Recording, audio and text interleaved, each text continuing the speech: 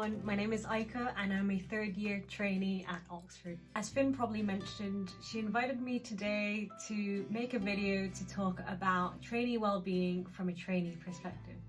Finn specifically said not to sugarcoat anything, so if anyone else from the course sees this, please don't sue me.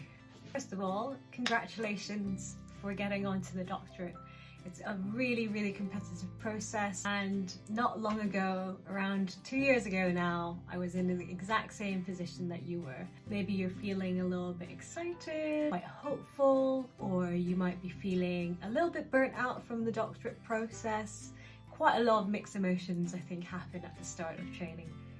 For a long time, getting onto the doctorate might seem like the finishing line, but very quickly you realise that actually this is only the starting line. And that the starting line is not towards a flat ground that you sprint, but actually a really steep mountain full of avalanches from the very beginning. The Doctorate of Clinical Psychology is incredibly demanding. It was pretty much never really designed for it to be a 9-to-5 job, 37.5 hours, clean and neat, and off you go to your sunbed or whatever. DClin is a very academically rigorous and emotionally intense journey. This is what I expected the entirety of the DClin journey to look like.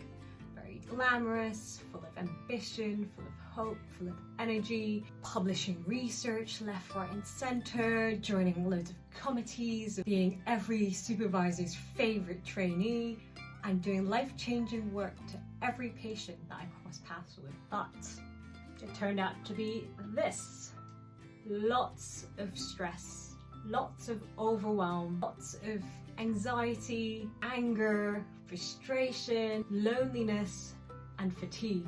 This is me being so tired one day that I decided that chairs are too tiring, so I wanted to sit under the desk to work instead. I am almost here as an older sister figure to tell you what I wish I knew at the very beginning. So this is my perspective obviously, and it might not map on perfectly to everyone's experience. So what I would say is take what you want from this, and ultimately you'll figure it out on the way what works best for you. I'm going to go through 3 main things that I wish I knew when I first started. The first one being letting go of some of the strengths that got you into the doctorate in the first place, and I talk about perfectionism and social comparisons. The second topic is around balance and how it's not an option on the doctorate but a necessity. The third area that I'm going to be talking about is support systems and how a problem shared is a problem had. First topic is, on training, you have to let go of some of the strengths that got you here in the first place. So what I mean by this is perfectionism and comparing yourself with other people. So in order for you to get to this point of the clinical psychology journey, most of us are somewhat perfectionists in some aspects of our lives. That's how we got so far. Managed to perfect from probably A-levels stage all the way into university, getting that first class degree or high 2-1 degree, and then getting that master's or getting that PhD, and then perfecting all our experiences and really strategizing how to maximize ourselves in order to get onto the doctorate.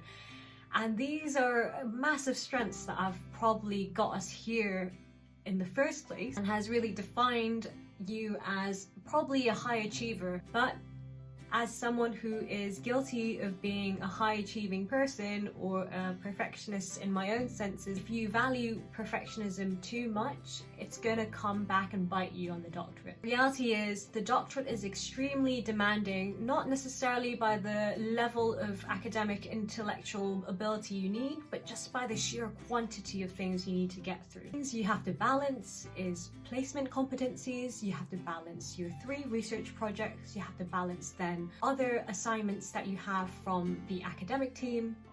You have to balance then your social life, your health, and your relationship. Now, why this is important is because the doctorate is actually structured very differently to all the other academic degrees that we might have done. So in the past, in your bachelor's, things are graded, first class, 2-1, 2-2, or A stars and A's and B's. On the doctorate, it's a pass with modifications, pass with major modifications, or fail. there is a pass-fail structure to it. And as a recovering perfectionist, this grading system was very unfamiliar to me. The DClin is pass and fail, and the doctorate course wants you to pass. So in that sense, all you need to do is to pass your assignment. They will do anything that they can to help you make the modifications required in order to streamline you into third year. So something I would tell myself in first year is just to aim for pass, just to aim for good enough. Not bad enough that I fail, because that wastes time and energy for me, because I would have to make major modifications. So good enough to pass with maybe minor modifications. If you get any modifications around the work that you've done, please don't take it personally. Number one, different reviewers will have different levels of stringency around what they find requires modification. Really not about you, it's literally just making those changes so that they can pass you. I don't want you to think, right, I want to pass everything with 0 modifications. More likely than not, you will have at least one piece of work that will require modification, and that is the norm and not the exception. I'm pretty sure everyone that I know in third year now has had at least one piece of work that requires some kind of modification. Obviously, try your hardest, but the effort required to reach from 80% quality to 85% quality might be so draining that you are better off using that amount of energy to take care of yourself so that you can have a sustainable level of energy for the rest of the other demands that you have on the doctorate. On the doctorate, a lot of it is about energy allocation. You only have a certain level of energy and attention within a day, within a week, within a month. You'll find that the work that is required of you throughout the DClin will ebb and flow. Sometimes it will feel extremely overwhelming that you're just surviving and not thriving. Other times, everything might feel like they're clicking together and you might be thriving. And so it's really about that psychological flexibility to take in the good and the bad. And if you find yourself burning out, it's absolutely fine. All of the course teachers on this course has seen plenty of people that are going through their own struggles. So feel free to really be open with them and ask for support when you need to. Okay, second point. Again, some of you, and including myself, might be guilty around measuring up ourselves against other people and trying to find some standardized metric to compare. This skill probably helped us get into a really competitive doctorate in the first place and motivated us a lot to strive to be better and really improve ourselves. However, that's something also that I wish that I had known when I started. Let the urge to compare yourself to other people go. On the DClin, you're with a bunch of other people that are also very high achieving in their own ways. You might realize that you went from being a relatively big fish in a small pond to being a big fish in a very big pond with very big other fish. Over time, you might be feeling lots of uncomfortable feelings like insecurity or self-doubt when you see some people absolutely gliding through research or have an unexplainable drive and engagement and work ungodly hours. But what I do know, and what I wish I knew earlier, is that every single one of you will have something to give to this field that is your unique selling point. It's really futile to try to compare this to other people. This DClin professionally is to help you meet the minimum competencies that you require in order to work as a clinical psychologist in the UK, but on a personal level is also a journey for you to start to discover your own voice and your own identity and your own value. Next thing I'm going to talk about is balance. Balance, meaning work-life balance. How it is not an option, but actually a necessity to survive the DClin. The doctorate is a marathon, not a sprint. If you sacrifice your health, physical or mental, in order to push ahead for a sprint, then it's very likely that you might burn out, and this might come at a cost of your mental health and your physical health. Maybe on the journey to the doctorate, you required some level of unhealthy fixation, and tunnel vision, and you might have had to sacrifice certain aspects of your life in order to get onto the doctorate. You're gonna quickly realize that banking all your time and all your energy onto the doctorate is actually counterproductive to actually doing well on the doctorate. Not setting boundaries will mean that the doctorate can very easily become all-consuming around your life, and you might burn out, and that would actually make your whole doctorate journey longer and more unpleasant. I've personally found that balance is synonymous to boundaries. It's about learning to say no in deeply uncomfortable positions where you might not feel that you have the power to say no. So that's against, say, your research supervisors or your placement supervisors. If they're giving too much for you to chew and actually you're feeling a bit overwhelmed, it's that ability to notice that and understand whether this is way past your zone of proximal development, actually becoming harmful to your development and your well-being.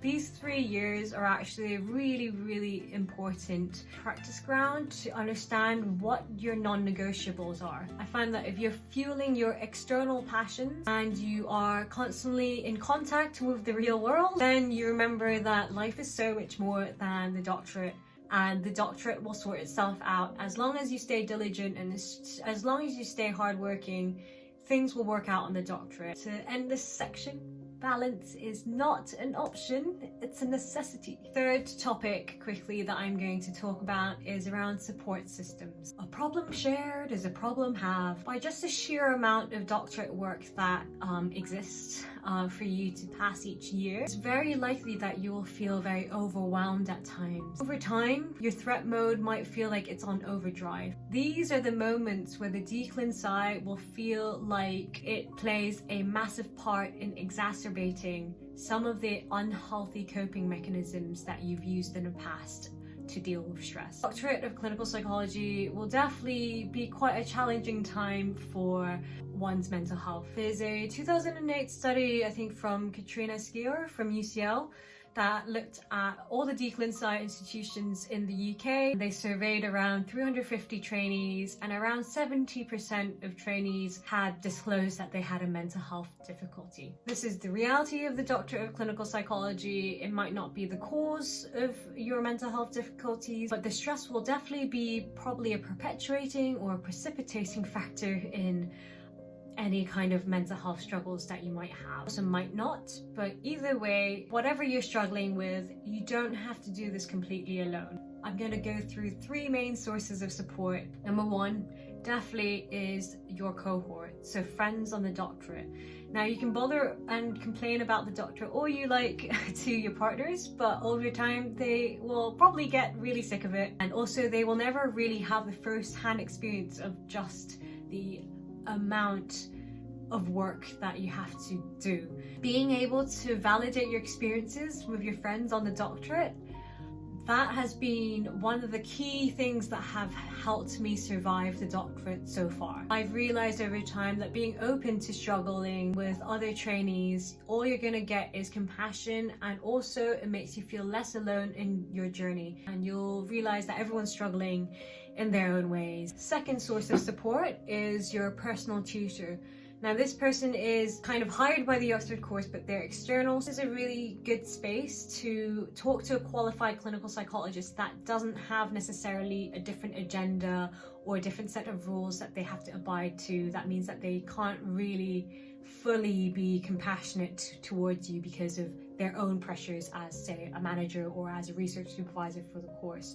So a personal tutor doesn't have any of those like linkages or pressures, and you can really feel like you talk freely. Recently, I've been told that attempt to match personal tutors is a little bit more defined in terms of diversity characteristics or personal interests. I personally have found that it was really helpful to change my personal tutor because I couldn't really relate to my first one, and actually my second one was amazing. Obviously, empathy should be universal, but I did find as an ethnic minority trainee that there were just some topics that I was more comfortable talking to another ethnic minority clinical psychologist in the field, and I actually found that they had much higher competencies to guide me both professionally and personally. The third source of support that I have had and am having is actually professional support. It's kind of ironic that as a trainee clinical psychologist, I really struggled with actually understanding what pathways I could use in order to seek professional help on the doctorate. So it took me a bit of time to actually figure it out, but here is what I figured out so far. First protocol that you might want to look at if you're struggling in the future on the doctorate is the service You Matter. It's an Oxford Health-based staff well-being service that might help you get some professional help without going through the main, I guess, waiting list of IABD or other kind of waiting lists that are very long in the NHS, as we all know. Next is occupational health. If you find yourself struggling with particular things, you can ask for an occupational health interview, and they will then create a report back to the course to recommend certain changes that are required in order for you to maximize your well-being on the doctorate. Lastly, you can get private help. Obviously it's a bit expensive. Some of the trainees that have told me that actually if you get insurance, actually can get ones that pay for your actual therapy. I'm not really familiar with that. I have just stuck with the NHS route. A problem shared is a problem halved. Do not keep your own issues to yourself. There's lots of sources of support out there. To end this video, really want to say, and Finn has also emphasized this, is the acknowledgement that your well-being is not just your responsibility, that we are not pinning it down to your responsibility to take care of yourself to survive this doctorate, and that the doctorate is absolutely perfectly designed with, you know, flawless individuals, and the onus of change is just on you. You have to adjust to the doctorate course. No, I'm definitely not saying that, and I really hope the doctorate is also not saying that. It is not completely your responsibility to survive. There are definitely lots of systemic issues that come with the course, not just Oxford course, but every course across the UK. And there is a never-ending list of areas of improvement, and it's totally okay to request for systemic change, but that is a topic for another day. Hope you really enjoyed this video. Hope you guys really enjoy your first year, and may the odds be ever in your favor. Bye!